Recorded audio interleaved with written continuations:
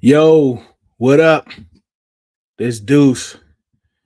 Today's show, we're gonna have NFL analyst Mark Bullock is going to join us to talk about some of the Commanders' all-season moves, and then on the other side of that, our Wednesday host South and Smoke is going to join to talk about other Commander news. But something I want to kind of talk about in the beginning is the quarterbacks.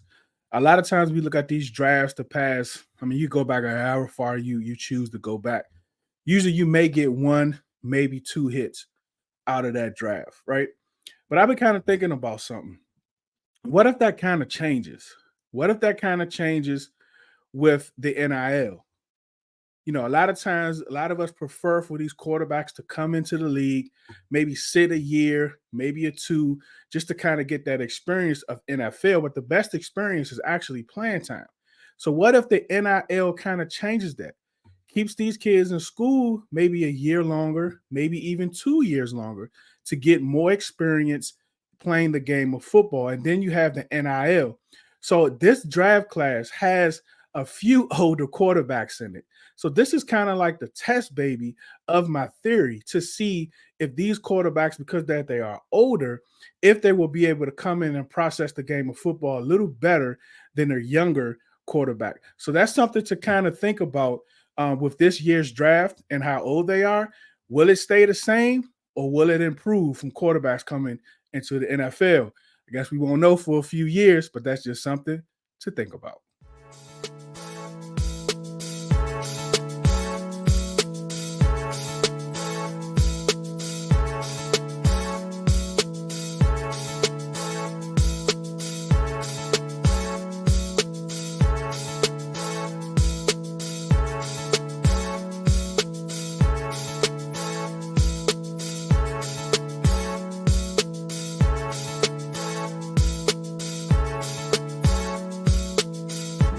Shout out Redzone In the Lab podcast. Hey, what up, y'all? It's Benjamin St. Jude, DB for the Washington Commanders. I want to give a big shout out to Redzone In the Lab podcast.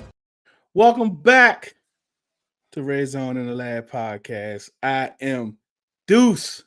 Joining me today, NFL analyst Mark Bullock. How are you doing, buddy? I'm doing well, thanks. How are you?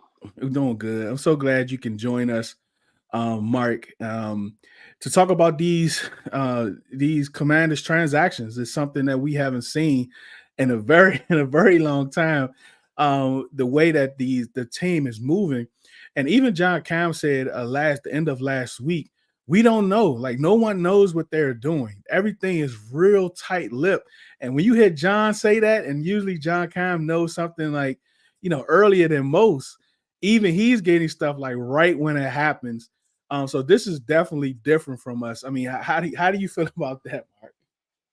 Yeah, it definitely seems to be quite a tight knit group there that is not letting anything get out at this point. And it's probably easier to do at the start of a regime than when you get a few years in and maybe someone starts to leak some stuff when they don't have things go their way or whatever. But at this point in time, everything's all rosy and it's the honeymoon period, and so everything's being kept very quiet and in house. So yeah, it's very different from what we have seen in Washington for a few years, and obviously that starts up top with the ownership because we know that Dan Snyder was definitely behind a lot of stories that got out.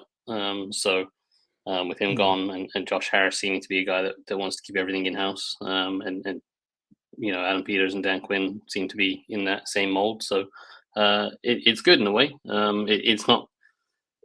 It's not great for us because we then have to spend the whole off season making the same debates every day about which quarterback they might want. But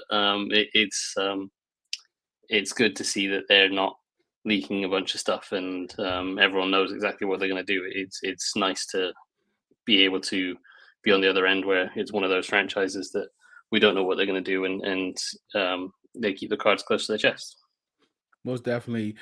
What's going on, Abstract? Abstract was here like before the show even started, so they cut it off. But yeah, why can't we have a tall wide receiver? Terry Mupp is the number one. Oh yeah, it's been a lot of Terry talk. What's up, Kamish? What's up, Carlton? Cash, Slim is in the building. What's going on, everybody? Yes, right. Mark is in the building. All right, Mark. So let's get right into free agency. What were your thoughts coming into free agency on how they may have worked, and was it a surprise to the way they actually are working?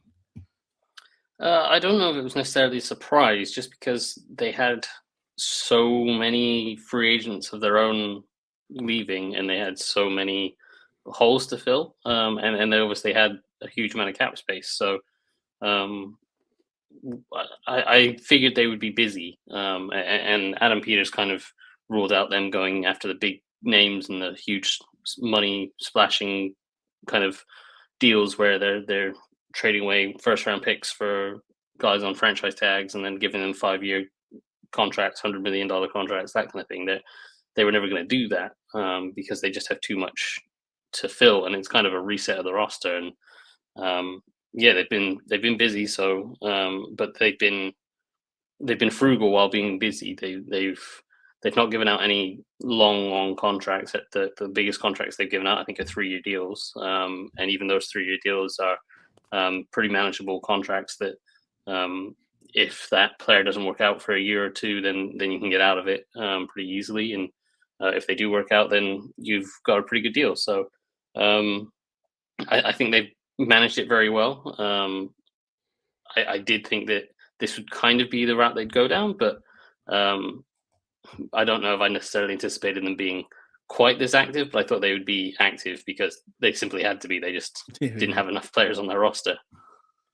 Before we get to every the transactions part of it, are there any surprises as far as trade releases, signings, re-signings? Are there any surprises that kind of jump out to you?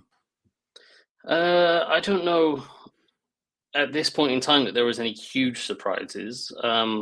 I think maybe I guess the biggest one would be kind of letting Cam Curl go and not re-signing him for the money that he got in the end. That seemed like a pretty cheap deal. And I thought he would be a guy that would fit what Quinn and Joe Witt like to do, because he's a safety, but he can play in the box as a linebacker, and they like that kind of hybrid versatility. And the last few years in Dallas, they basically had no linebackers, so they've had those hybrid safeties playing kind of linebacker roles. So I thought Cam Curl would have fit quite nicely, but obviously they feel like Chin fits better and is cheaper on a 1 year deal, and so they went that route. And when you let guys hit the open market, it's not a surprise that they don't come back. So I don't think I'm ultimately overly surprised with anything that they've done. I guess more just the overall volume of what they have done. And I did want to ask you, when you have Cliff, and it's kind of like what CeeLo's question, when you have Cliff come out in the first press conference and say, "Hey, look, don't apply the raid offense to me. That's not me anymore. I'm different." And you hear Witt say, a lot of people thought they was going to run one defense in Dallas from Atlanta and then another defense from Green Bay to Atlanta. It's going to be the Commanders' defense and Commanders' offense. How difficult it is for you to kind of look at these players and these prospects to say who's like, are they going to fit the scheme if they're really serious about flipping their schemes from what we're used to seeing from them? Yeah, I think that's the interesting part of it, is we don't really know what the scheme is going to be. Yeah, I think we probably have I feel like I have a decent idea of what Cliff wants to do, because you could see from the evolution of his offense from when he first entered the NFL, that was kind of that air raid stuff, but he gradually changed it. And by his last year in Arizona, it was a much more conventional NFL offense that was more built around running the ball and attacking the middle of the field. And there were still some hitches here and there where they needed to adjust some things, but it felt like he was trending in the right direction of adjusting his offense to make it fit the NFL. And so I feel like I could see where he's going and what he's trying to do. So I feel like I have a better feel for that. With Quinn and Witt, it's interesting because the guys they've signed, Quinn obviously in his introductory press conference talked about how his defense evolved from when he was in Dallas compared to when he was with Atlanta and the Seahawks. And everyone knows that Seahawks cover 3 system was dominant for a while. But he kind of admitted that just doesn't work anymore to just sit in cover 3 the entire game, because the modern NFL offenses have caught up with that. And so they know how to attack it. They know how to beat it. And you can't just do that all game anymore. You have to evolve yourself, and that led to them when they went to Dallas with Quinn and Witt. They went to Dallas and they changed it drastically, and they used a lot more man coverage. They were a lot more aggressive, and they switched up their fronts, and they moved guys all over the place. And obviously, Michael Parsons is the kind of highlight reel guy of doing that, but they did it with everyone, and so it makes it difficult to know exactly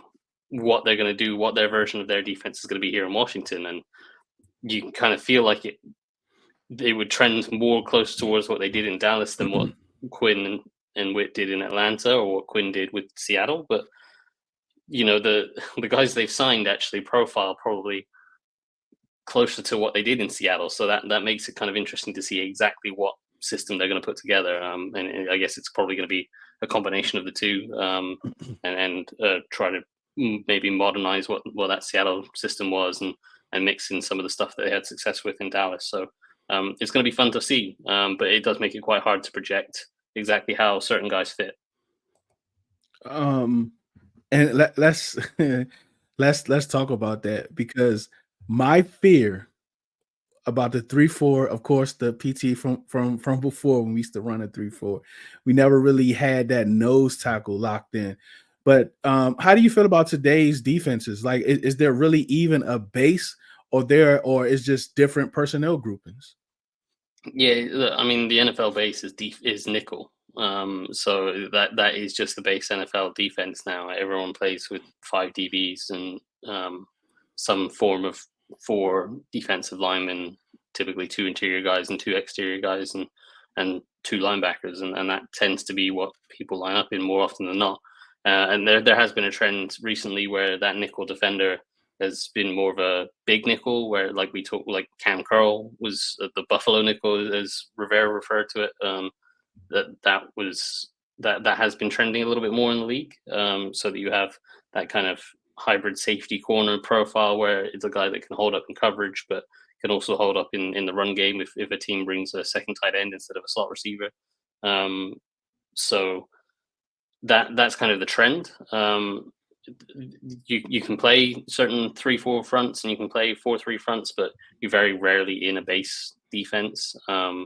So there's more just principles of which type of body do you want on the field, and where do you want to line them up. And I think that's something that when Quinn was with Seattle, when he was in Atlanta, it was a very strongly structured front, where it was, you had your nose guard, you had your 3 technique, and you had your 2 defensive ends, and one was a lighter pass rusher and one was a heavier run stopper, and then you had a Sam linebacker that would kind of line up on the edge and make it look like a 3-4 sometimes, but it was still a 4-3, and that was a very structured and organized profile. And then they went to Dallas and kind of ripped that all up, and they just went, we've got a bunch of good defensive linemen, we're just going to line them all up all over the place and mix and match and let them stunt all over. So I think it's going to be closer to what they did in Dallas in terms of the front.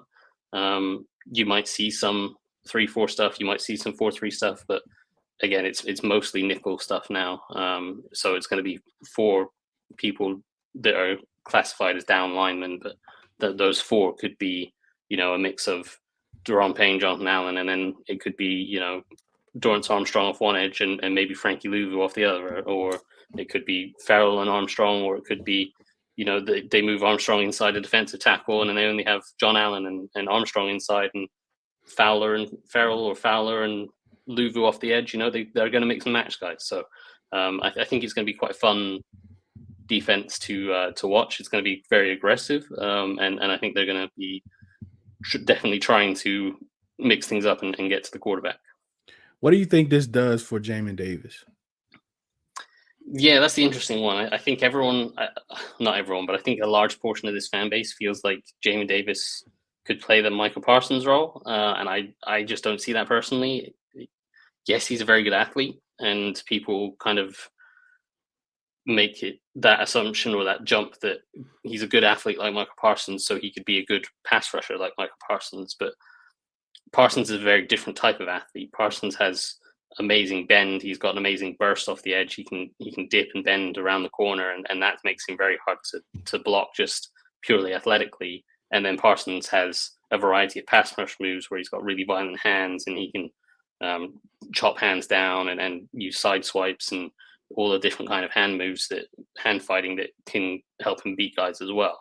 Jamin Davis doesn't really have any of that. And yes, he's a great athlete. And if you scheme up a blitz where your defensive linemen are doing all kind of stunts and the offensive line is kind of trying to pick up the stunts and leaves the linebacker alone, and the linebacker can come flying in from the second level, then Davis can do that because he is a good athlete and he can just run really fast and close quickly on the quarterback if he's unblocked and you've schemed him up that way.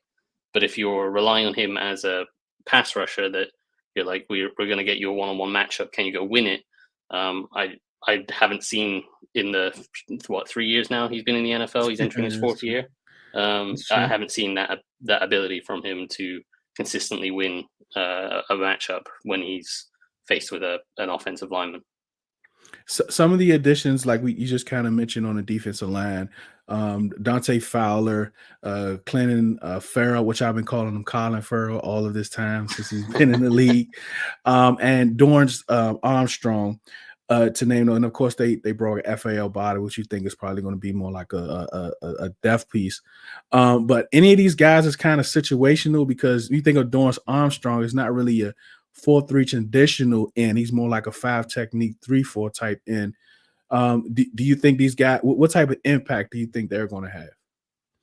Yeah, I think they're all going to be kind of situational package players that certainly, I think Armstrong's going to be probably more of a starter than anyone else. But in Dallas, he was at his best as the third guy. Obviously, they had Micah Parsons and they had DeMarcus Lawrence as their top 2 rushers, and then Armstrong was their third guy, and they mixed and matched different guys as like Fowler and then what have you behind them. So I maybe Armstrong is ready to take that step up and become maybe the second guy, but I think they're still lacking that first guy, and maybe that's kind of what they're projecting Luvu to be, and I think he'll be in the mix at some point as part of the pass rush package. But I think Armstrong is your guy that you kind of pencil in as he's going to be probably the starting defensive end and probably play more snaps than most other defensive ends. Farrell is a guy that I think will probably, if you're just playing a 4-man front, he's probably going to start at the other end spot, and he's a solid run defender, and he can offer a little bit of rush, but he's more of a run defender.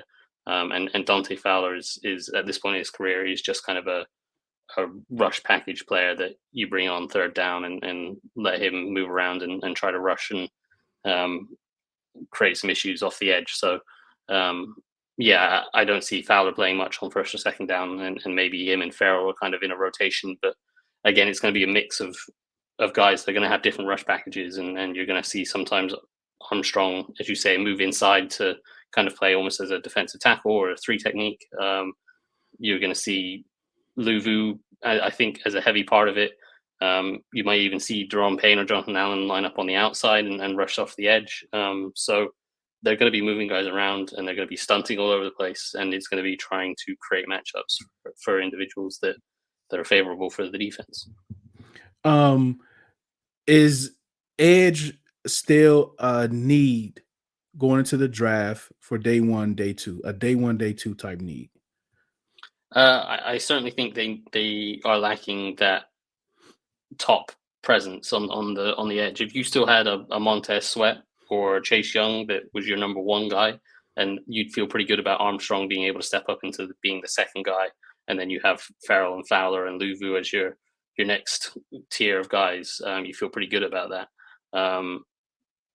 It's going to be really interesting to see just how Luvu fits in, whether they feel like Luvu's going to be their number 1 guy that they can kind of move around and match up and try to create, move him inside and line him up inside and get him one-on-ones against guards like they did with Micah Parsons, or are they going to try to rush him off the edge? He did some of that in Carolina and was quite successful there. So I think he's going to be more involved as a pass rusher than as a traditional linebacker, but they may well decide that he doesn't quite have the technique to be a every down pass rusher, so they'll play him more as a linebacker, and at that point you feel like everyone else is kind of boosted up a spot from where they should be. As I say, I think Armstrong's probably more of a second guy, and then you probably have Farrell and Fowler behind him And guys like you mentioned, like Obata and all the rookies from last year are kind of a tier below that. So it does feel like they kind of are missing that one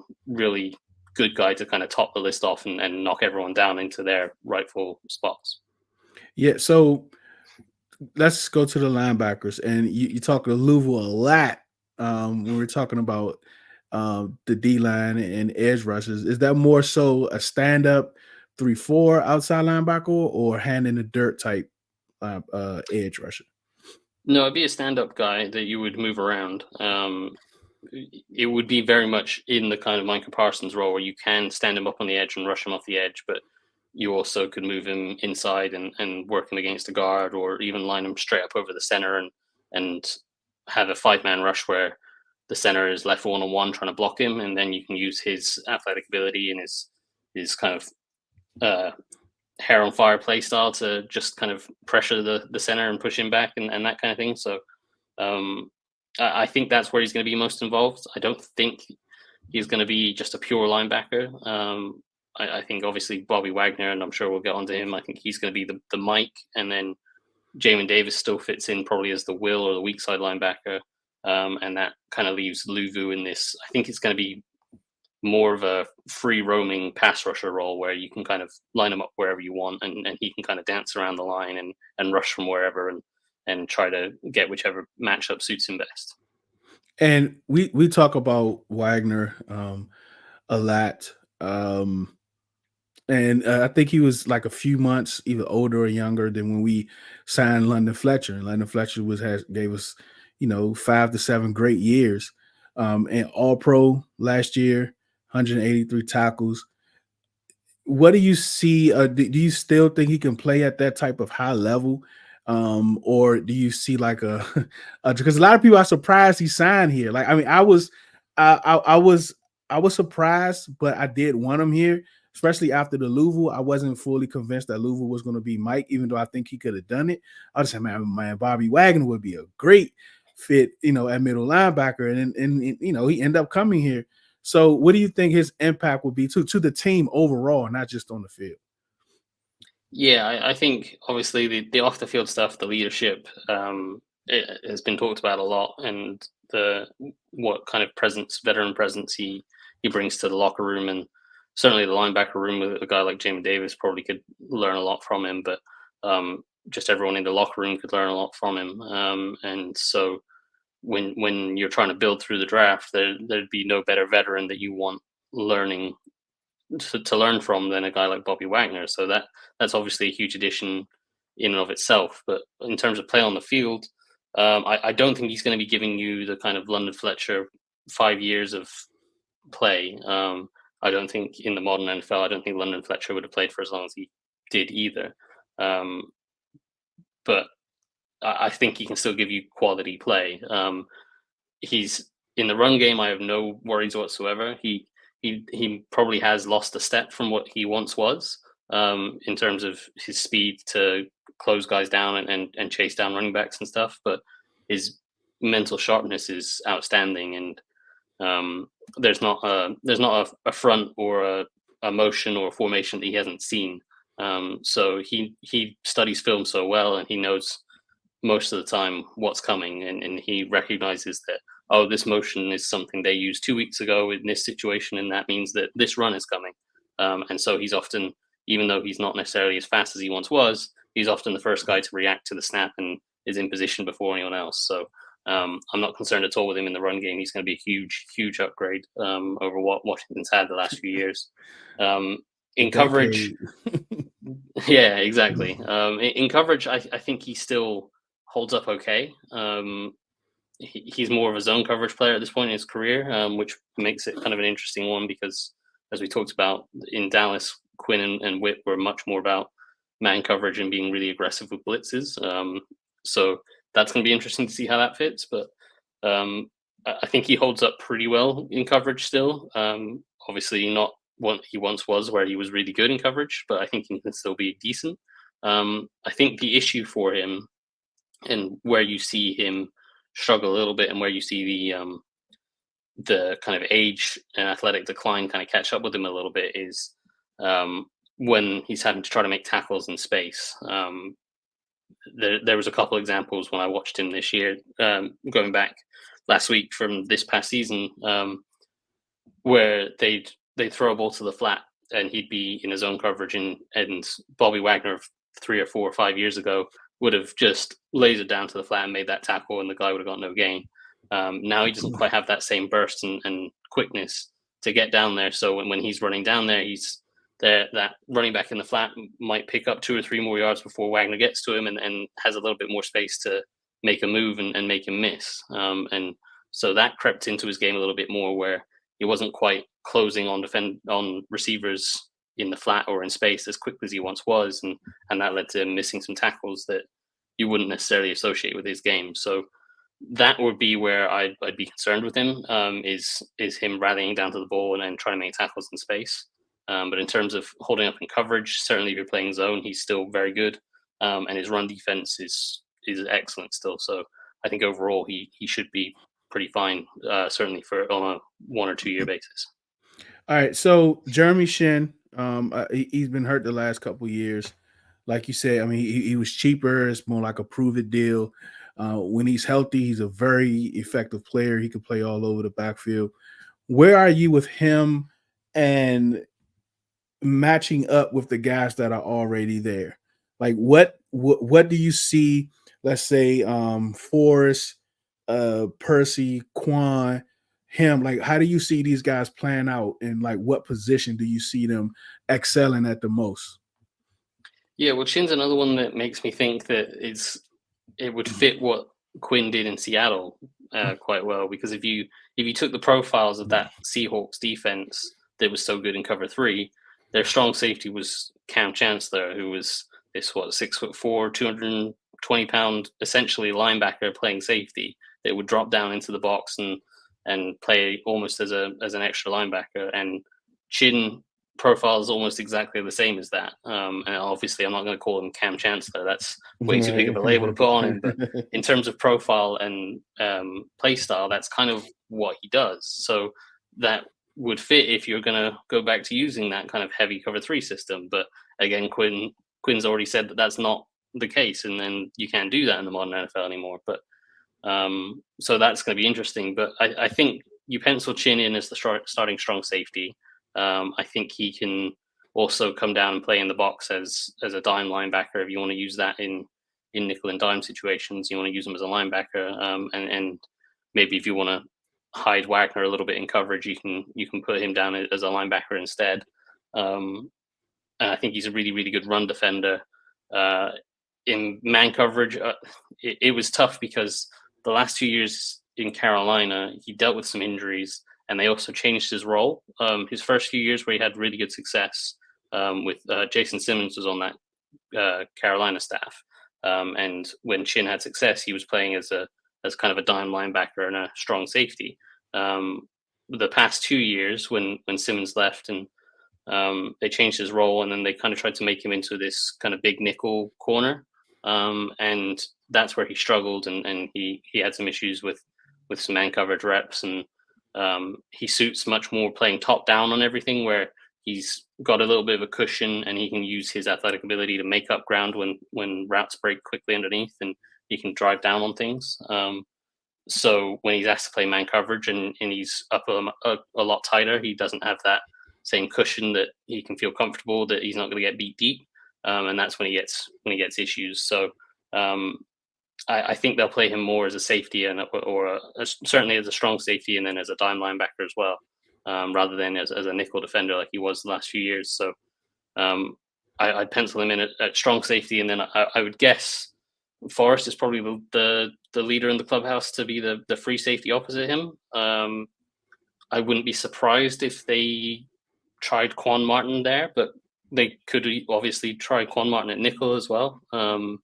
They haven't signed a nickel, so it could well be that they feel Quan Martin's a nickel, but he's quite a versatile guy that can play both nickel and free safety. So I think you could get a chance to play some free safety as well. But Forrest would probably be the leader in the clubhouse, and then Percy Butler and Jeremy Reeves are your two backups. So I think Forrest is going to be probably your starting free safety, unless they go and sign someone else or draft someone. And I'm guessing if Chin's the strong safety and they're going to be playing him in that kind of role where he's more in the box, then your free safety's got to be more of a single high safety guy than a two deep guy, and that suits Forrest's game a little bit more than when the last few years they played a lot of two deep coverage and a lot of quarter stuff, and Forrest struggled a little bit with reading that stuff out. So he suits a lot more playing the single high stuff. So I think that's probably how it will pan out. I would love for him to excel that free safety. I mean, we know the coaches here last year, however people want to feel about the coaches, especially the positional coaches, man, if they can turn them into a near Pro Bowl free safety, something we ain't seen in decades here, I would love that, because I've seen him get sideline to sideline. I've seen him come from free safety to make, tackles around the line of scrimmage. I've seen all that. I think you just need, like you were saying, just some coaching to hone in those skills, to give him a better awareness. I think he could be a great free safety. I just, when Cam went out and he played closer to the line of scrimmage, to me, it seemed like he struggled more. Is that Yeah, I think the more you take off Forrest's plate from a mental standpoint of, like, last year when they played a lot of quarter stuff and match stuff, and certainly under the last regime, that puts a lot of strain on a safety mentally, where they're having to read lots of different receivers and try to figure out which route is their threat to their zone and which route they need to pass off to someone else, and being able to track multiple receivers at the same time. Whereas if you're just the free safety in the deep middle third, it's a lot more of a clearer picture and a lot simpler for you to figure out, and then you're able to just play fast. And then when Forrest is playing fast, obviously he has that athletic ability, and he has a pretty strong hit in him, and he can make some nice plays. So, and you talked about the range going sideline to sideline, that works when he's playing free safety in the deep middle. So I think that role should suit him more. When he's up in the box, there's more for him to digest and have to process while the play is going on. Whereas when you're playing deep and you're the deep third safety, the deep middle safety, you're looking for in breaking threats, post routes and seam routes, and you're staying on top of everything and driving down on everything. And it's a much simpler game, and you can just let you can play fast and let your athletic ability and your hitting ability kind of shine. And so that should hopefully suit him more. But I wouldn't be surprised if they brought in some competition for him and tried to push him. And again, Quan Martin could also play that. So if they don't feel like Quan can hold up in the nickel, they could move him back there, and he has just as much range. And I think he probably has a little bit better instincts than Forrest. So maybe that would push him and put some good competition there. But I think Forrest probably starts off there first and foremost. Offense. Let's jump right into Sam Howell. Were you surprised about the Sam Howell and what we were able to get for Sam Howell? I was surprised that they were able to get that kind of return for him. When at first you look at it as just pick swaps, and it's like, it doesn't feel like much because doesn't feel like they've gained a huge amount. But when you work out the value of it, it comes out to about a late third round pick. And that's extremely good value. And even if you say, actually, it's probably more, there's different trade charts, and some of them value it higher and some of them value it lower. But even if you're saying it's kind of a fourth round pick, that's still very good value for Sam Howell, especially when you look at the other quarterbacks that have been traded this offseason. It's been pretty much a sixth round pick value. So I think they did well to get what they did for him. I wasn't hugely surprised that they traded him because the whole approach this offseason from Adam Peters has been, we're building for the long term, and it's a long-term approach, and it's not about winning in 2024, although obviously they're going to try to put a competitive team out there. It's about building a sustainable winner that can win in 2025, 2026, 2027 and on. And so when you take that long-term approach, you're drafting a quarterback at 2 overall. Sam Howell could have been a fine backup quarterback for whoever they draft, but in 2 years his contract runs out and he's not going to stick around to stay as the backup. He's going to want a chance to compete somewhere. So in 2 years, you're going to lose him for nothing. So you might as well trade him now while he has 2 years of very, very cheap control that another team can go, actually, we can get him in the building, we can develop him for a year, and then maybe in a year's time, if the Seattle have decided if Geno Smith in a year time isn't quite what he once was, then maybe they can roll with Hal for a year and see what he's got.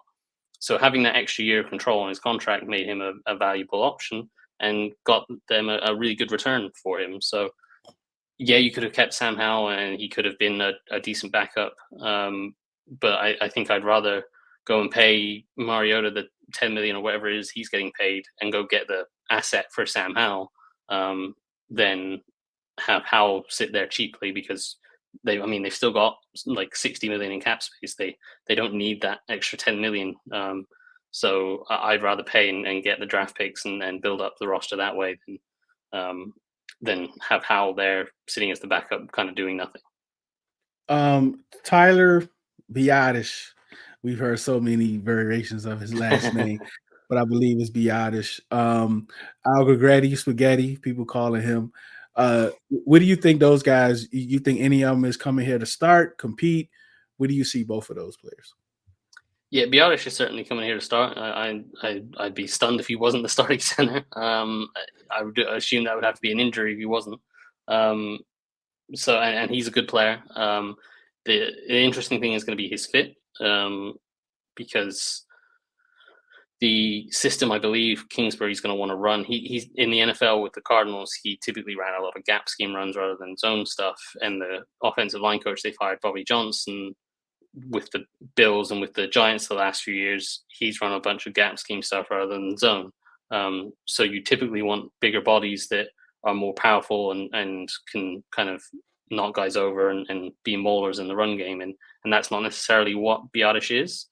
He's more athletic and he's a guy that can pull and move to the edge. So he does fit in that regard. But when you want to run like counter and power where you're pulling the guard and you need your center to block down on a nose tackle and pin him, he struggles sometimes to do that. So that's going to be interesting to see whether they can fix something up technically with him, maybe get him a little bit stronger or what have you, to do that.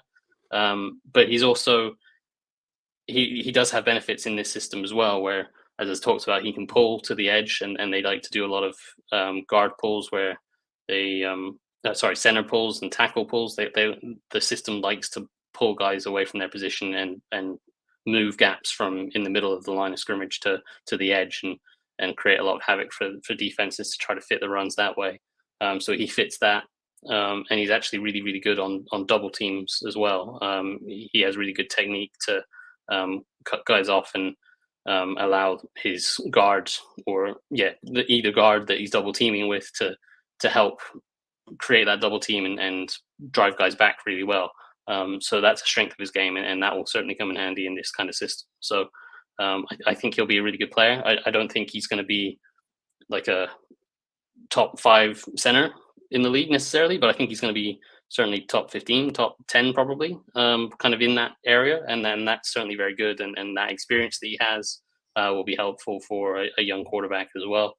Nick Allegretti, I haven't watched much of yet. He's the next guy on my list to watch.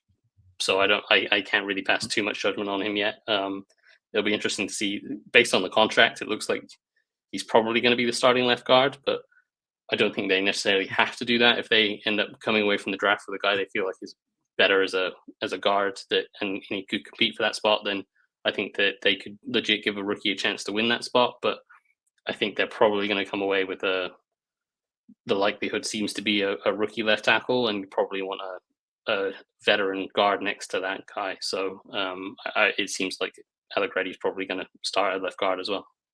I'm want to talk about Terry, but two of the hosts that's here on Wednesdays throughout the all season, bring them up so they can ask you just a question apiece.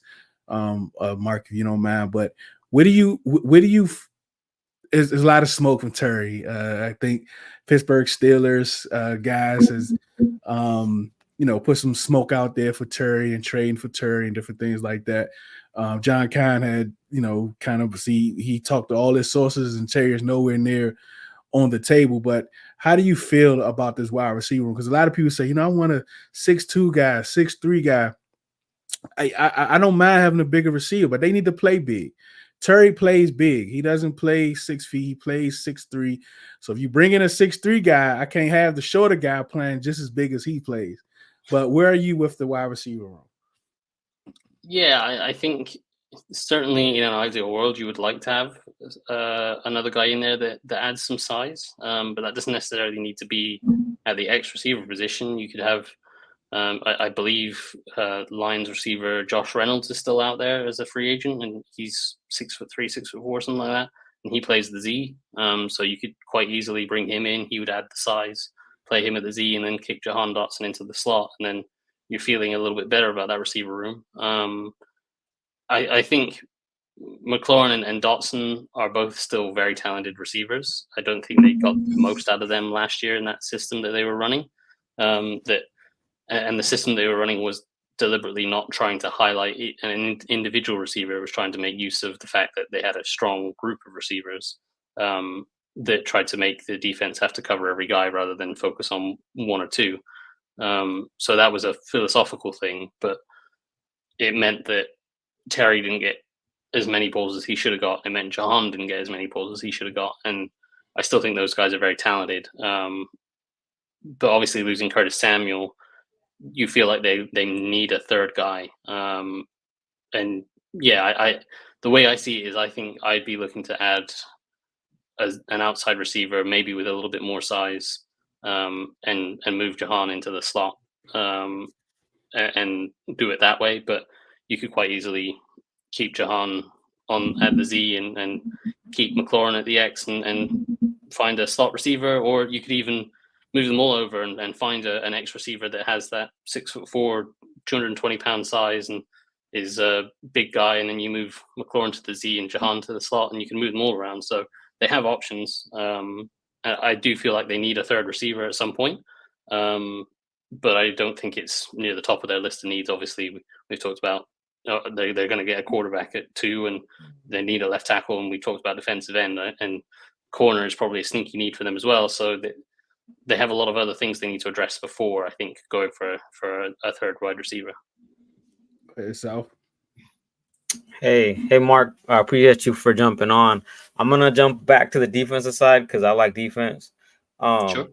In Joe Witt's introductory press conference, he said he was gonna mix up the defense. He said it's cool if you watch Dallas's defense last year. That's cool, but we're not gonna be running that. Do you think that was real, or do you think that's coach speak? I kind of think there's a little bit of both to it. I feel like when you watch Dan Quinn's presser, he talked about them being more leaning towards what they did in Dallas last year than certainly what they did with Seattle. So that was kind of an indication that that's what he feels the defense is going to be. But obviously, Witt is the defensive coordinator, so maybe he has some slightly different plans. But I think any coach at a press conference probably isn't going to reveal exactly what those plans are. So you probably try to put out things to get people off the scent of knowing exactly what to study and make them go study other things that aren't relevant. So yeah, I would guess it's probably going to be some sort of mix between what we've seen in Dallas and I thought it was going to be leaning a lot more into what they did in Dallas, but the profiles of players they've signed, as we kind of talked about here with Bobby Wagner, was obviously in that Seattle system. Luvu kind of fits what they did in that Seattle system if they play him as a linebacker. Chin fits that system really well. So the kind of profiles that they've signed suggest more leaning towards that Seattle system. But Quinn was very confident in saying that system doesn't work anymore as a base system in the NFL. Obviously, teams still run cover 3. It's not that you can't run cover 3, but you can't live in it. So I guess that's a long answer of saying I don't know what they're going to do, but it's going to be. I feel like it's going to be a mix of the fronts and the kind of personnel packages that we saw with Dallas, where it was moving guys all over the place and mixing and matching guys and sending extra rushers to try to generate pressure and force the ball out quickly. I think that is going to be very much like what they did in Dallas. I think that they want to recreate. on the back end in terms of what coverages they run behind it, that possibly is going to be where things maybe lean a little bit more in the Seattle direction, and then they might try to play a little bit more zone stuff than they did with Dallas, where they played a lot more man. What's up, Smoke? You got something for Mark? Hey, what's up, man? What's up, Mark? Hey. Good to meet you. So I was listening, and there was a lot of Louvu talk.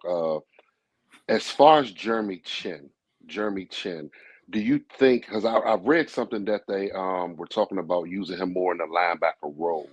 Do you think that's to basically cover these versatile tight ends? And if that's the case, do you see Percy Butler, Dirk Forrest playing a lot together on the deep end of this defense?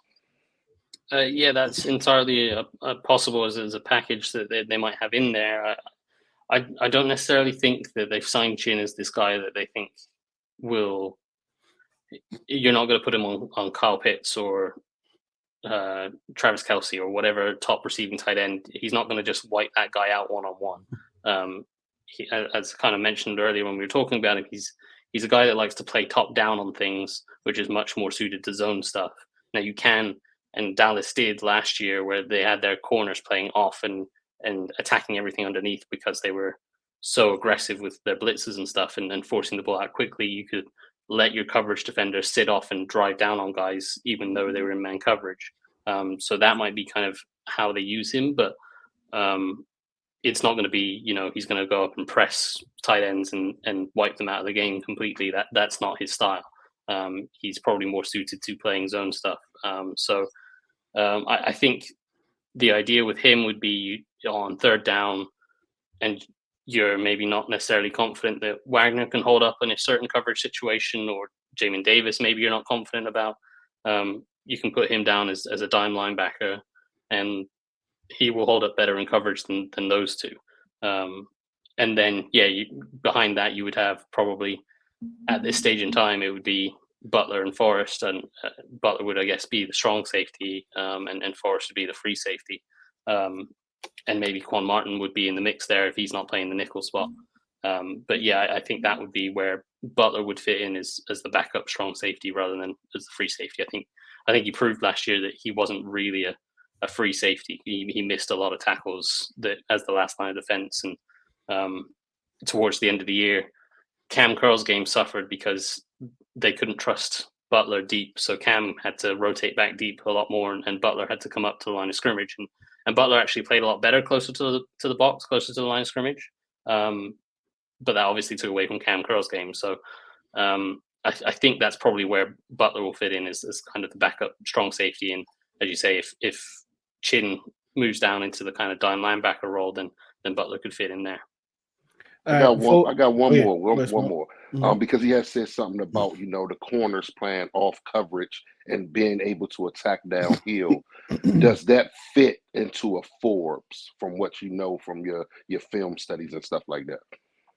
Yeah, in theory, absolutely. The way Forbes had success in college was they played a lot of zone and match stuff, and that would let him play often with vision, where he could drive down, top down on things. And what Dallas did with guys like Deron Bland and Trayvon Diggs is they play man coverage, but they play them in off coverage. So they play 8 to 10 yards off the line of scrimmage. And if you commit so many bodies to the pass rush, well, A, if you have Micah Parsons that is going to get to the quarterback real quick, but B, if you then commit 4 or 5 other rushers on top of Micah Parsons, the quarterback's having to get rid of that ball real quick. So those corners can then sit, they can squat on routes, they can sit at that 8 to 10 yards, not have to worry about anything going over the top of them because the pass rush is not going to let anything get over the top of them. And that's going to force the quarterback to get the ball out quickly. And then you have a guy like Forbes, and certainly in Dallas with Bland and Trayvon Diggs, guys that are really good at hunting the ball and getting their hands on the ball.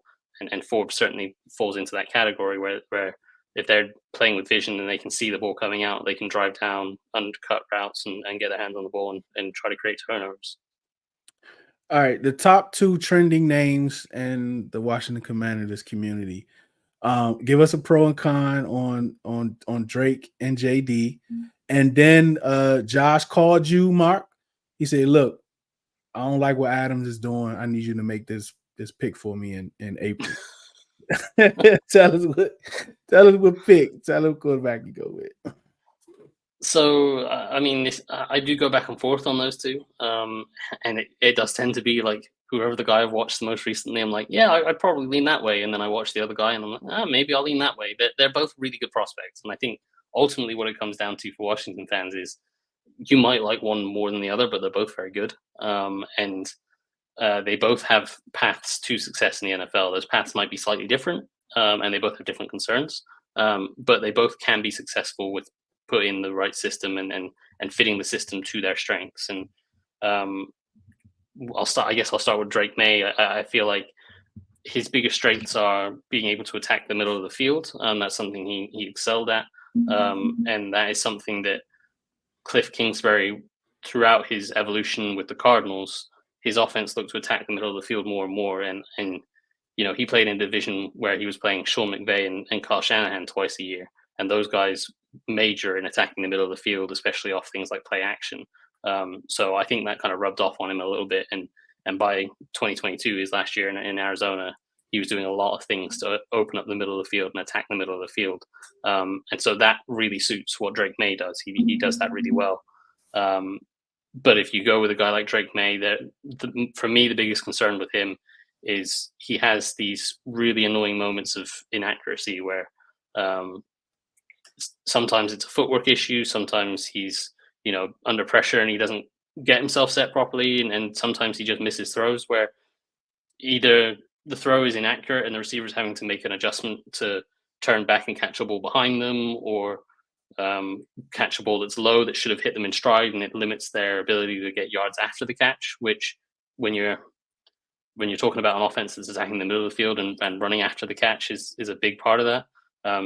Obviously that's not the best mix, but he tended to miss throws in the flat more often than over the middle. And they would be throws, again, as I talked about, where it'd be behind a receiver, or sometimes he'd wildly sail it over the top of them or throw it in the dirt short of them.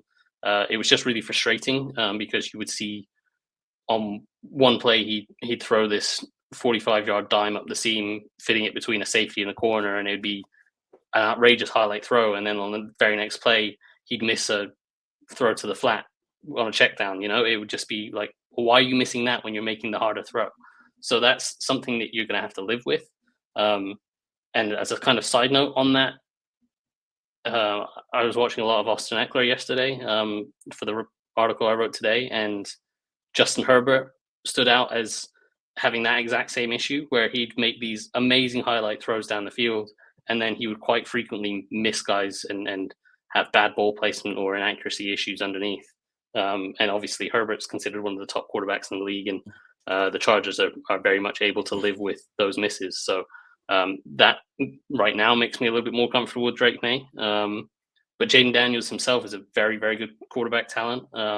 He can certainly win from the pocket. I know a lot of people label him as a runner, and the running stuff is fantastic. And it adds a really strong, tough element to the game to defend. But as a passer, first and foremost, he does have a beautiful deep throw. He can throw over the middle. I don't want to make it sound like he can't throw over the middle, but his best throws tend to come outside the numbers down the sideline. And the LSU offense kind of leaned into that. They ran a lot of slot fades. They ran a lot of sales concepts that were all attacking outside the numbers and down the sideline. And he was really, really good at that. And you can certainly live off of that in the NFL. But the Kingsbury offense, as I kind of talked about in Arizona, was more suited to attacking the middle of the field. So I wonder exactly if that's the best fit. But obviously that you could make that adjustment if you go for Jayden Daniels. The concern I have with Jayden Daniels is I just can't get past the hits. And the people, I talked about it over the weekend on Twitter, that people are underplaying the threat of him getting hurt.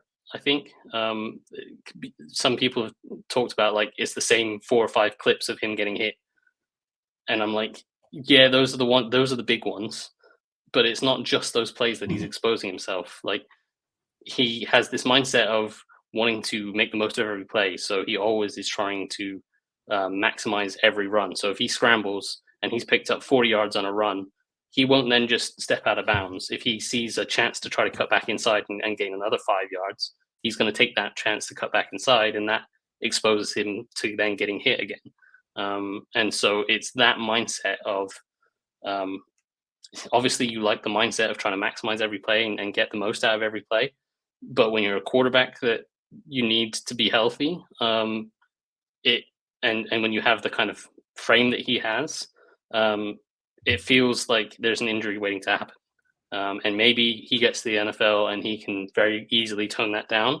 But I feel like there's a competitor inside him that when he gets, it's 3rd and 7, 2 minutes left in the game, and the defense brings a blitz and he's having to scramble and he's running for the first down marker, is he going to protect himself and step out of bounds 2 yards shy of the first down? Or is he going to try to cut upfield and expose himself to getting hit to try to get that first down? And I feel like he's so competitive that he's going to go for that first down, and that's going to ultimately lead to kind of a situation where we saw with RG3 where he just wouldn't protect himself. So that is the biggest fear for me with Jayden Daniels. But in terms of a quarterback talent, I think he's a really, really good talent, and you couldn't. I don't think you're hugely wrong going either way. I just think you have to adjust the offense slightly and the plan for them slightly depending on which guy you go for. Yeah, a couple comments coming in. Thank you so much, Mark. We definitely appreciate you joining again. Always been willing to and in the lab with us. We definitely appreciate you stopping by. Like I tell people, I regard Mark pretty highly.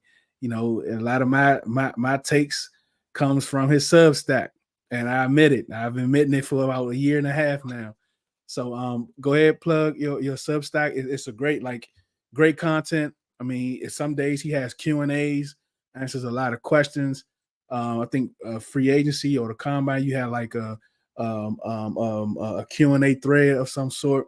And he also, gives us a lot of support in the Commanders community. He has a show with Doug and George every Tuesday when they go over game film, and also Nick, they go over game film. So we really appreciate you. But go ahead and plug your Substack. It'll also be in the descriptions of this YouTube show at the end. Yeah, thanks. My Substack is it's just my name, Mark Bullock .substack.com, and you can subscribe there, and you get film breakdowns at this point pretty much daily because they're doing so much. Right. But it usually is maybe 2 or 3 articles a week and breaking down the different stuff going on. And in the off season, it's usually players they've signed or like draft prospects and looking at what they might add. And obviously, when it gets to the draft, it's looking at the guys they actually draft and how they fit. And then during the season, it's breaking down game film during the season and how guys played and what went well, what went wrong. Usually a quarterback post looking at the quarterback specifically, and then something on offense and something on defense every week. So yeah, that's my Substack. So thanks for letting me plug that, and I'm glad that you enjoy it, and hopefully others do too. Most of them. Thank you so much, Mark. Thank you so much. Cool. See you guys. Yep. On the other side of this, we have a NFC East Trenches show. The first show aired a couple weeks ago on a Saturday, and it was great.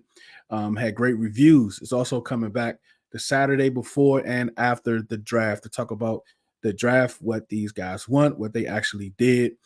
Great hosts. And then it will episode 1 officially will be debuting the Saturday before week 1. So I want you to check out this promo. And on the other side of this, we got some stuff to talk about because that Cam Curl kind of going ham on the timeline.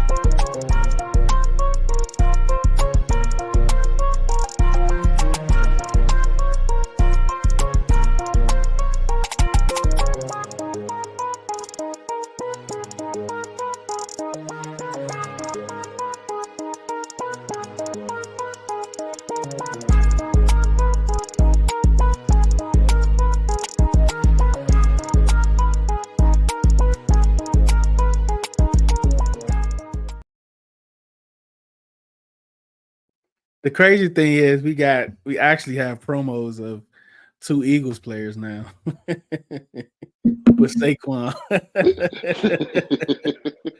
So we definitely gonna have to change that up, man. Shout out to everybody that's pulled up in the building. We appreciate all y'all, man, who pulled up in the building, man. Glenn just thought, yeah, man, Mark. Yeah, you always feel better, feel smarter with Mark, man. What's going on, Rick? I see Timothy in here, George, Caleb, Troy, Radar Trill, Chuck is in the building, Yam, Commish, CeeLo, Steven, Slim Cash, all y'all in the building, man. Definitely appreciate y'all coming through. Yeah, Trail, the host of that Trenches show. Definitely appreciate you. Also, Andre the Giants, Shady Eagles, and Cole's Cowboy, who've been spiraling out the last couple weeks representing the Cowboys on that show, man. It's gonna get hit. Like what y'all saw a couple weeks ago is just like but when the season gets started, it's gonna be crazy. It's gonna be like a little battle type show, man. I can't wait. I can't wait for that one, man.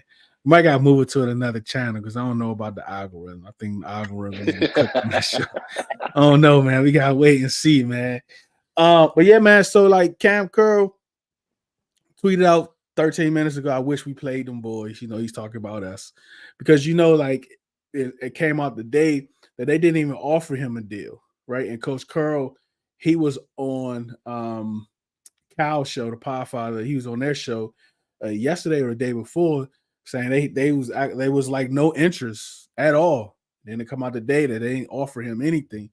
So he's on the time, you know, I wish we played them boys. I love y'all too, but I got to get some stuff off my chest. So stay tuned, man. So put them noties on when it come to Cam. South background got a lot going on. A little spooky. Get a little spooky. Giving me EBGBs. Ree. You might be talking about you, Chuck. Yeah, he talking about you, Chuck. You're his biggest fan. So he talking about you, man. Yeah, Revo told him what you said, Chuck. Yeah, he told him it's his fault. But yeah, man, let's chop it up for a little bit. The Terry stuff.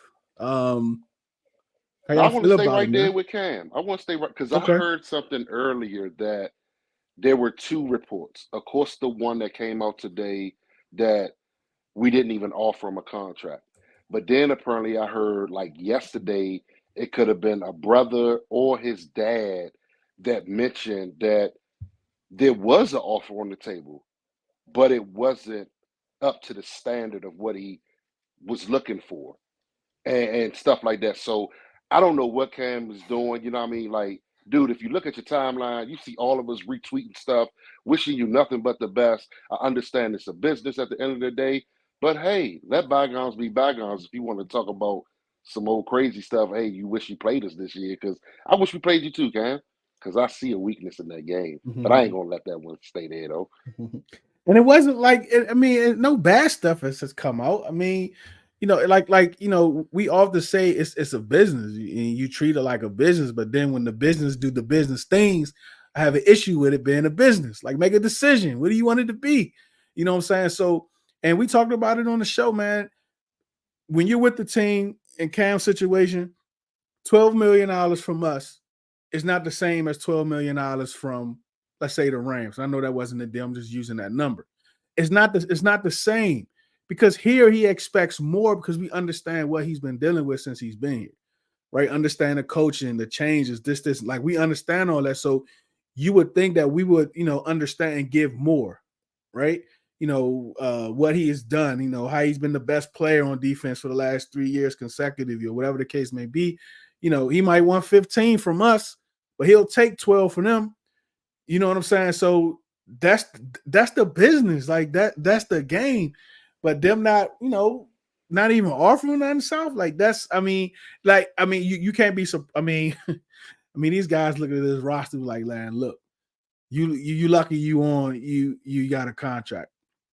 Right? Honestly, I don't know what this is how I know this is a whole new team. Because in years past, just like you said, we probably would have given him 15 mil, 16 mil. Oh, yeah, most definitely. Stay here. But they came in, they said, hey man, this isn't them. We're not those guys before. We're new. So guess what? We're gonna give you whatever we give you, and apparently it was nothing. They decided to go get Jeremy Chin. So I get that you'd be upset, but like, what are you gonna do, bro? Like, you got a new contract on another team. You're still in the league. You got it. Was it a 2-year deal? Mm-hmm. You got a 2-year deal up somewhere to else in 13 LA. million. Enjoy the weather out there on the west side, and in a couple years, maybe you find your way back. I don't know. I don't know how business works, but like, I mean, he's just salty. I don't know. He needs some water, I guess. That's all I gotta say. I mean, that I feel like they went in a different direction, so like you can't really be mad at it. Like they said, all right, well, we think Jeremy Chin's better than you.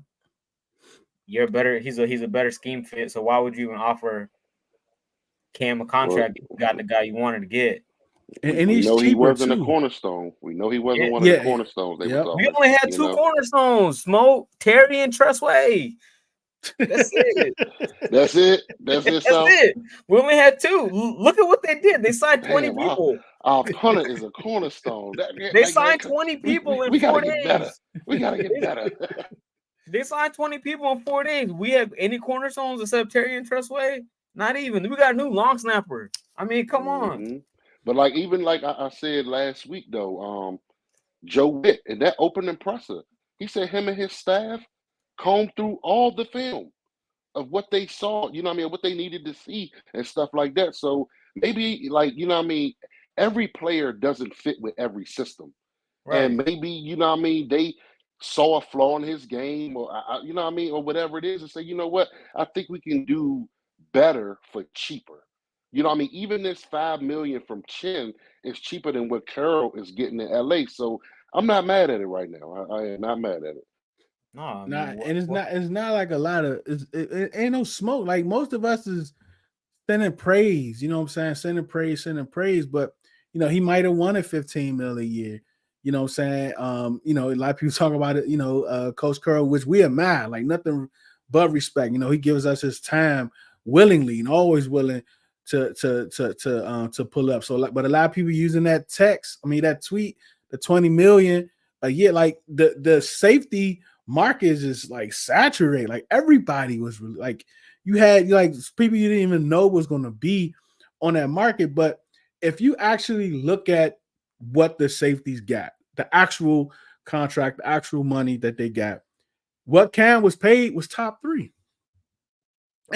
And like you don't even realize that because it's not 15 or 17 million. And I'm just talking about the free agents from this year. He's top 3 in the annual per year possible earnings, with the incentives and all. Like he's number 3. So, but if you look at that and you say, okay, well, if the market wasn't as saturated, maybe he would have made more, but he's still top 3.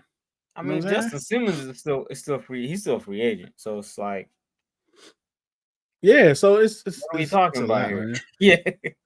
What's up, Anthony? What's up, Benjamin? Cam wanted 15 million. Adam Peter said, you know what? I'm gonna go ahead and cut you off, guys. What's up, Greg? I think it might be your first time comment. Definitely appreciate you coming through. Continue to do so.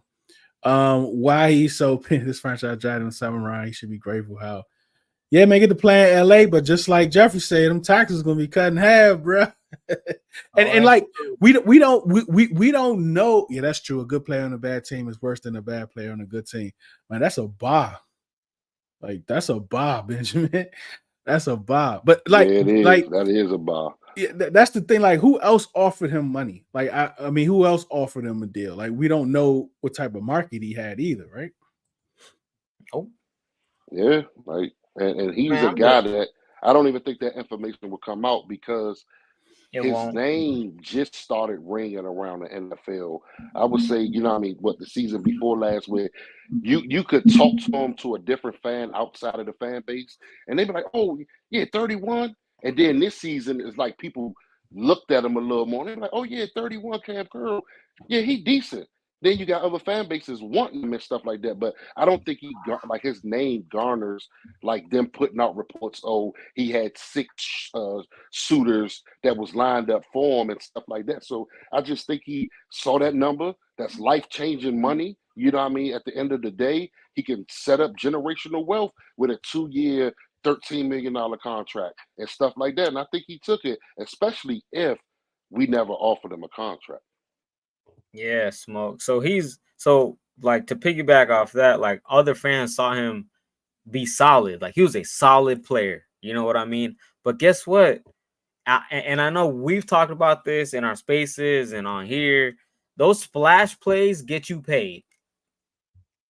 Trayvon Diggs had a gajillion picks that one year. He got paid, and then but he does get burnt. He gets burnt a lot, right? But he had 11, was it 10 picks, 11 picks, whatever it was. He got paid, and like sacks get you paid. Tackles, I mean, you'll get a contract, but you're not gonna see no big money. And it's not a knock on Cam because No, it's not. Like when I sit here and I look at the harp now, this is a knock on Ron, JDR, the whole coaching staff before, like not putting guys in the right position. You know what I mean? Like Cam could have been in the wrong position the whole time because I go back to that. I believe it was the first Philly game, right? It was the first Philly game, and the play where Forbes got beat on like a double move. Like it was Which on the one? right sideline. I think the one that was on the right sideline where Cam Curl was deep, but he bit up on Goddard streaking across the middle. And I'm like, was Cam told to key on Goddard, knowing you was playing like your deep third or whatever it is, your deep half, or was you supposed to help out your rookie guy? But who knows with this horrible coaching staff we had? Man. Yeah, I mean, we just don't know, man. Like flipping the field gets you paid, period. Flipping the field, creating turnovers, it gets you paid. It gets you noticed. It gets you, around the league. It gets you player of the week. Nationally, it gets you talking about, game breaking plays. It gets you on ESPN at 6:00. If you could get on ESPN at 6:00 in the morning, 6 out of the 17 weeks, there's a chance that your name is going to be a national, it's called household name, and that's just not what he did. But he did everything else at a high level, right? He was like the glue. When he went out, the defense just sputtered. You know what I'm saying? But he said he just tweeted. Hold on, let me find out. And everybody, like a lot of times, we lock the comments. We don't want weird people coming in just saying and just putting all types of stuff in the comments. So definitely subscribe to the pod. Keep chopping it up with us. Let's see. Oh yeah, we're gonna talk a little bit about Caleb. We're gonna be around just a little bit longer. Hold on, let me see what he tweeted. Let me see if it's something different. No, it's not. It says, "I love y'all too. I just got to get some off my chest." Oh, that's the same one there. Okay. Oh, okay. Okay. I thought he has added something. Maybe doing it. So he listening. His ears are in the minutes. streets. Yeah, his ears are in the streets. You know what I mean? Like he listening, and I don't know if that's a good thing or a bad thing, but It's always a it's bad business. thing, man. Yeah, it's a business at the end of the day, bro. Like go out there, focus on the new scenery, get your living situation in order, stuff like that before you come on Twitter and go back at a fan base or whatever it is. Like I haven't seen any of the tweets yet. I've been kind of busy, but I am it's just dive two. into it. I love y'all. Okay. I love y'all too. I just got to get something off my chest. And then the first one was, I wish we played them boys. So, oh man, he coming in hot. They're like 10 minutes apart, so I don't know. Yeah, we're gonna talk about the bro hug for sure. What's up, Ali? I see you. What's up, Glenn? Scott, what's good?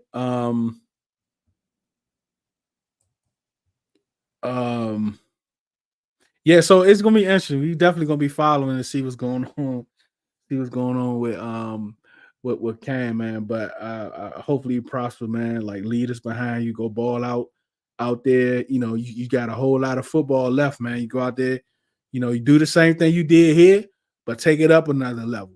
You know what I'm saying? Flip the field, do those things that they saying you can't do that we know you can do. especially being with and I know he has a new coordinator too that haven't called plays yet, so that's something to watch. The expectations is more. They're in win now mode, so everything changes out there. And the eyes of the lights are brighter out there just because it's the West Coast and it's LA. So come next year, you might be up for a new contract. You might get that money that you're looking for, man. But most sure. What's up, Cuzzo? Hey, what's the deal with Greg Newsome? I don't know, man. Nothing. It was just like the Terry thing. Somebody said something, somebody else repeated it, and somebody shared it and retweeted, and here we go. Mm-hmm. So nothing for right now. But yeah, man, the bro hug, Caleb Williams Pro Day. Did y'all get a chance to check it out? I'm tired of talking about so which hug? Which hug? Because I saw 2 hugs. Which hug? I saw 2 hugs. I saw a rack of hugs actually. But yeah, man. But the pro day is even, y'all know how I feel about the combine. Like the pro day is even worse. But for those guys that wasn't able to be invited to the combine, it's good for them to get out there. But I mean, I just nothing's told me anything different than what I've already known, and it's good. It ain't like it's bad, but I will say before we get to the hugs, the interaction that he had with his players, like people always say they didn't like him, and they just I didn't see that. It was a lot of love, it was a lot of custom handshakes, it was a lot of bumping and playing and tackling and all that. Like all that stuff looked good. After the play, they was communicating, they was fist bump, like all that stuff. It looked natural too. It didn't look staged. It didn't look forced. It looked natural. They got this big old hug at the end, a group and all that. So the stuff about like his teammates and the diva stuff, that part right there, you didn't see that in this moment. I don't know if did y'all watch it at all, the comment? I watched bits and pieces. I did. I saw like little highlights through like just searching it on Twitter and stuff like that. I saw the deep pass. I saw a couple hugs and stuff like that. But as far as the total workout, I didn't get a chance to see the total workout. Nigga John, yeah, fun watching other teams, man. No, yeah, I'm with you, Deuce. But like that pro day stuff, for what? Does everybody remember Zach Wilson? Does everybody remember that? I don't even think he did that throw though. I don't even think he did that throw. Who? He finished with a bomb. So Caleb both finished with a bomb. But it was a regular one though, right? Was it the play action, rollout, and all that spinning around? Yeah, like play action. Yeah, because he said he wanted to show, like, he say, it's been a minute since I played under center, but I played under center. Basically my entire life, like youth, high school, stuff like that. So he just wanted to show everyone out there that, hey, I can take a snap from under center, get my head around and stuff like that. So hey, man, but. Hey, like just as far as Caleb, man, I really like the guy, man, but it's just at this point where the well is dry on my end, bro. Like if he go to Chicago, he go there. If he come here, he come here. I'll be happy, but I'm gonna be happy with no matter where he go because first of all, it's another brother getting drafted, first overall pick, stuff like that. Mm-hmm. And second, man, the guy he works, man. Like I saw the guy, and we look at like the dynamic of what COVID could have done to this game. Period, bro. Like people lost workout time, stuff like that, man. Like trying to elevate their game. So for this guy to still be talked about as the number 1 pick for the last 2 seasons, it speaks volume that his stock didn't drop. Yeah, man. I mean, he's been the best. They put his numbers up for the last 2 years. He was first in passing yards. I think he was 6th in attempts and first in touchdowns. You can't, you have to take that whole collective, regardless if it was 1 year more than the next person. You still have to look at it. You can't cherry pick. So I'm gonna pick his 3 best years because he played 6. No, I don't work like that. You got to look at all of it, and you leave it up to the professionals. But these bro hugs, bro. Soon as a dude walk out, you got Keenan Allen standing right by the entrance. That was planned. Come on, bro. And he didn't even realize he was just walking. He was looking to the left, looking for something. And Keenan must have called him because you could tell he looked like that. Keenan said, Caleb. Caleb. Yeah, Hey, yeah, he dog. right. Like, he had to turn around like, oh, what's up, dog? Yeah. Real quick, John. Yeah, he hugged Adam Peters. You know, he gave that, he hugged him. Right after that, he hugged Ryan Pose. You know, but Commanders community is going to show you the hug with Adam Peters, and the Chicago community is going to show you the hug with Ryan Pose. But that's not what I want to talk about when it comes to Caleb. This is what I want to talk about. Jalen Johnson, who was just extended with the Bears, from what I'm told, is a leader in the locker room. He was on K Adams. Former Cardinals executive Terry McDonald, whatever you pronounce it, is accused of choking his neighbor. Hey, what's up with the Cam Sutton stuff, bro? We could talk about that at a different day, but he on the run or something. Yeah. First, it was like he tried to throw her out the window, and then something strangle it. Like, I don't know what's going on. But he ain't playing this year, I tell you that. All right. Jalen Johnson on how the Bears locker room will receive Caleb Williams if he's the pick at number 1. This is Jalen Johnson, cornerback, superstar cornerback, who was just extended. You just humble yourself coming into the building. That's the first thing he said. The very first thing he said, he told Caleb Williams, the number 1 overall pick, who's been by far the best player in college football the last few years. He's told him to humble yourself. Humble yourself, right? You can't bring that Hollywood stuff into the building, especially with guys who have played the game at a high level for consecutive years. He called him a Hollywood boy that needs to humble himself. Oh, no. Okay, keep going. Keep going. Tremaine, TJ, Keenan Allen. Those are the guys that played at high levels. We going to see through that. So Tremaine, Edmonds, TJ. Who's TJ? TJ. I think it's TJ. Is it TJ Edwards? Yeah, TJ Edwards. Okay. Mm-hmm. Tremaine Edmonds, TJ Edwards, Keenan Allen, and him. We're going to see through that. We're going to see through the Hollywood boy, Hollywood stuff that's not humble. What you did in college, the Hollywood, is like, nah, you got to prove yourself. That stuff like that doesn't matter. You got to get to know him too. I think there's a fine line between trying to prove a point to him, but you also got to get to know him, because at the end of the day, we want him to be the absolute best he can be. That's what we're bringing him in for, to win games. Who told you that? Like, who made you GM, right? That's spicy. That's yeah, spicy right there. That's what we're bringing him for, to win games. I think truly just learning who he is as a person and learning him deeper than all the Hollywood stuff you see. What Hollywood stuff is he referring to when it comes to Caleb Williams? The USC stuff, man. You know, all them boys come out of USC. Everybody, oh, that's Hollywood. You know. Paying attention to the narratives. That's what he's doing. Yeah, most definitely. But actually trying to learn and get to know. Where JC Jackson go to school? Or JC Johnson? Where do you go to school? Jalen Johnson? I don't know. Yeah. I'm not sure. I don't know. I'm about to find out. Yeah, look it up.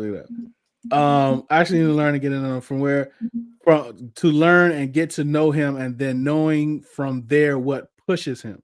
First of all, you pushing him now, you don't even care. Like he went to Utah.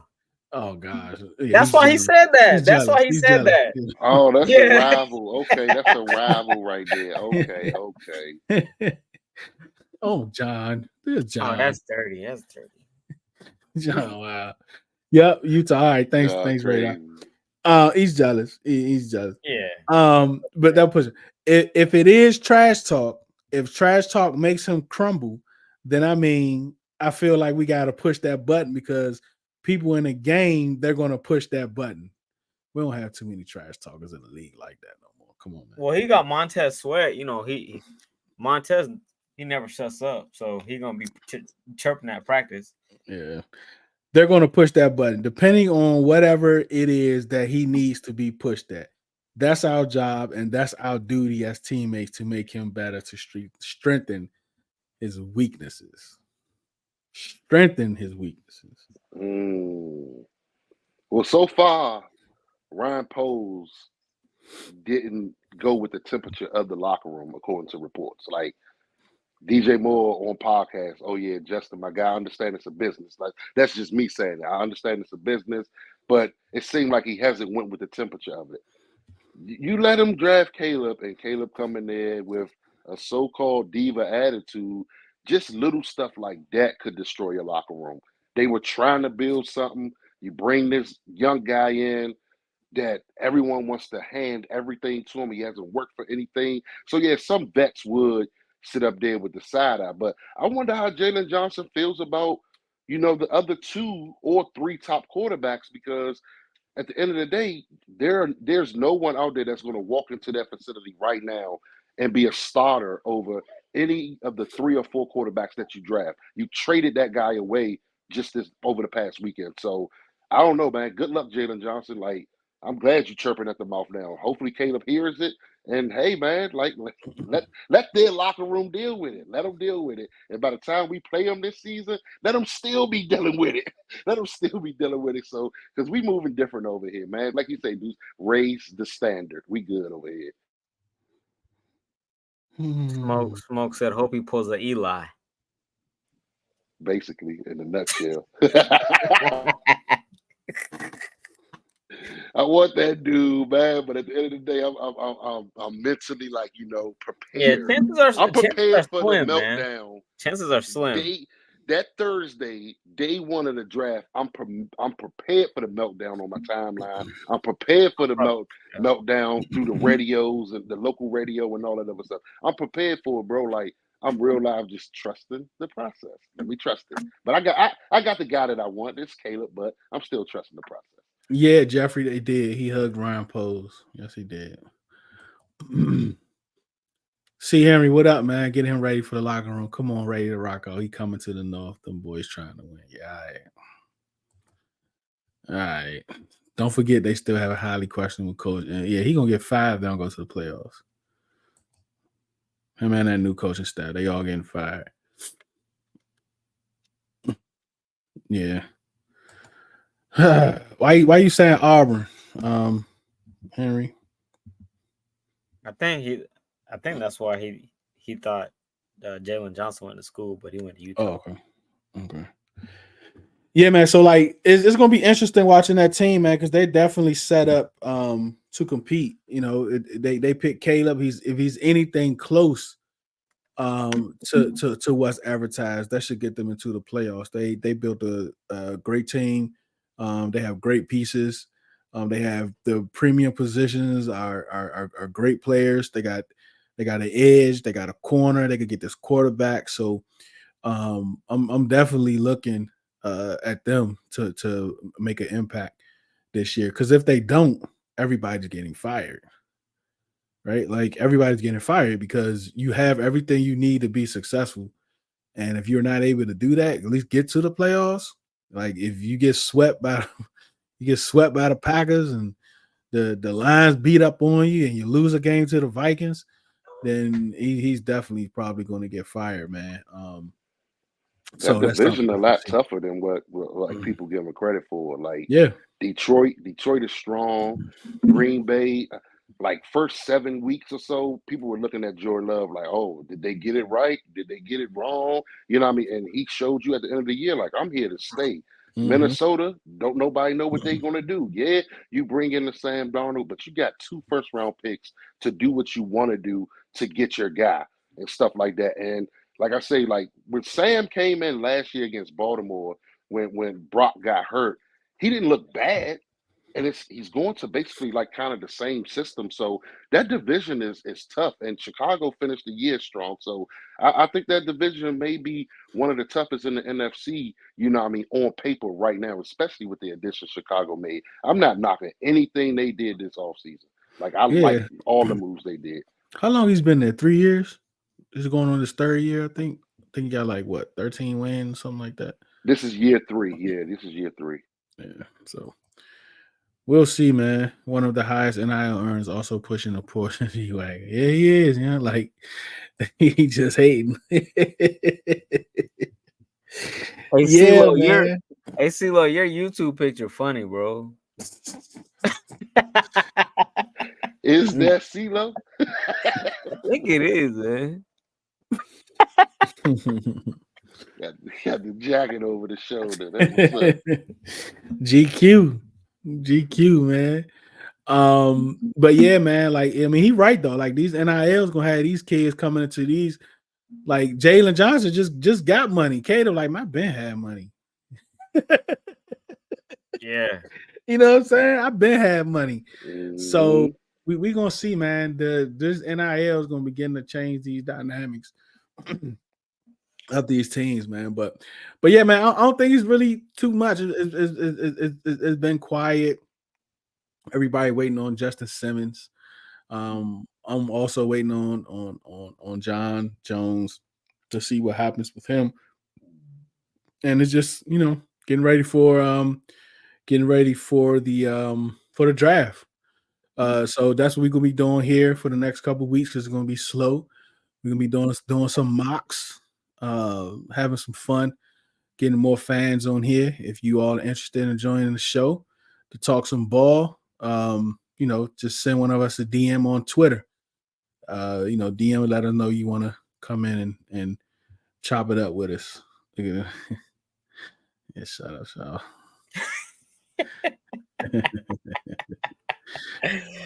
Oh man. Hey, yeah, that's man. Jeff. That's Unc.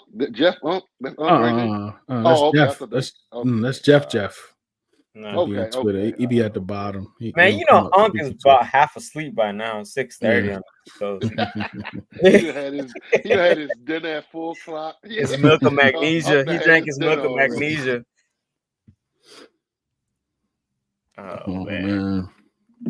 Hey man, let me ask a question. Jamal close said out, he's subtweeting like it's 2012. Hey Deuce, I know you went to training camp last year, but how you feel about the question I posed earlier, man? What? If they decide to take the training camp on the road, how would you feel about it? Yeah, B Mesh was talking about that. And he said even further than Richmond. Sheesh. I guess they trying to go up in the mountains in They went Pittsburgh. Carlisle. They went Carlisle back in the day. So Well, yeah, but even Carlisle was what, hour and a half? Nah, Carlisle, about 2 hours. About 2 Yeah. hours. So Yeah. I mean, Richmond, catch traffic, that could be 2 hours. So they talking about going further than those places. Jeez, that's tough. I gotta fly now to get the training camp. I mean, I'll do it. Like I ain't. A few years ago, New Orleans went to West Virginia for a couple straight years to host their training camp. Like New Orleans to West Virginia is a hike. Were they This good was those Drew. years? This was in the Drew Brees era. Oh. Yep. Yeah, so they probably went up there. I'll go. Like I'm still gonna go. I can't go as much, probably, especially if you got to fly. But yeah, I definitely go up there for a few days and go eat and go like 2-3 days. But